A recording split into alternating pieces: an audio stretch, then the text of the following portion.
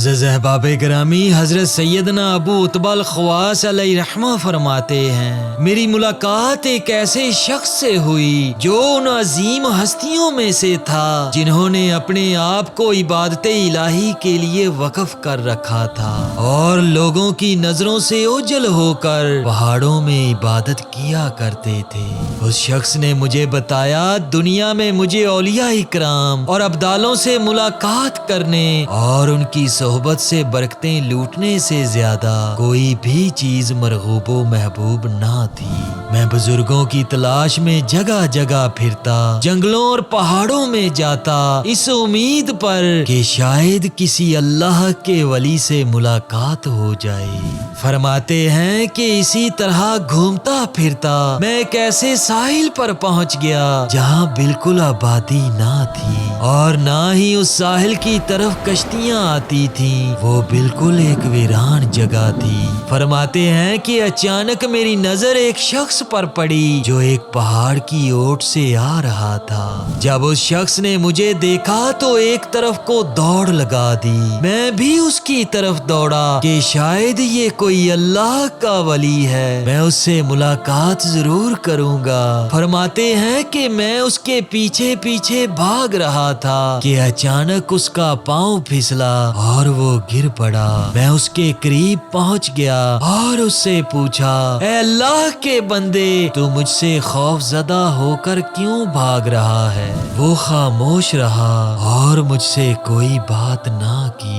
मैंने उससे कहा, मैं तो तुझसे नसीहत आमोज और खैर की बातें सुनना चाहता हूँ, मुझे कुछ खैरो भलाई की बातें बताओ।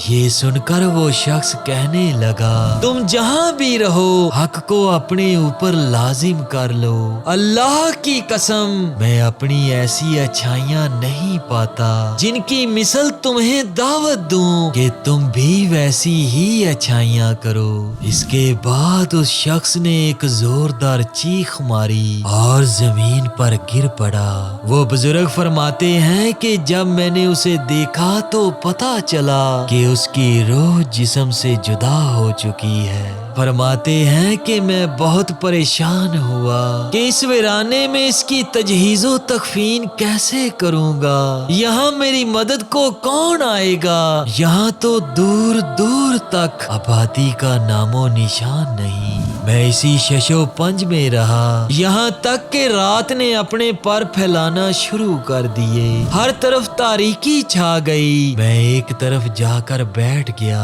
थोड़ी ही देर बाद मुझ पर नींद का गलबा हो गया।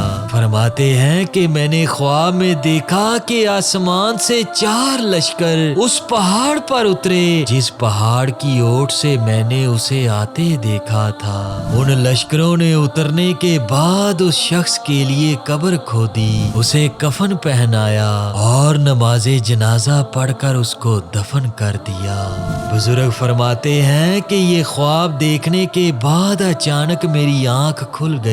मैं अपने ख्वाब से निहायत खौफज़दा था। बाकी रात मैंने जाग कर गुजारी। नींद मेरी आंखों से बहुत दूर थी। जब सुबह हुई तो मैं उसी जगह पहुंचा जहां उस शख्स को मुर्दा हालत में छोड़ आया था। मैं ये देखकर हैरान रह गया कि वहां उसकी लाश मौजूद ना थी। मैंने खूब तलाश किया लेकिन उसकी लाश ना मिल सकी। फिर मुझे वहां से कुछ ही फासला पर एक ताजा कब्र नजर आई। मैं समझ गया कि ये वही कब्र है जो मैंने ख्वाब में देखी थी।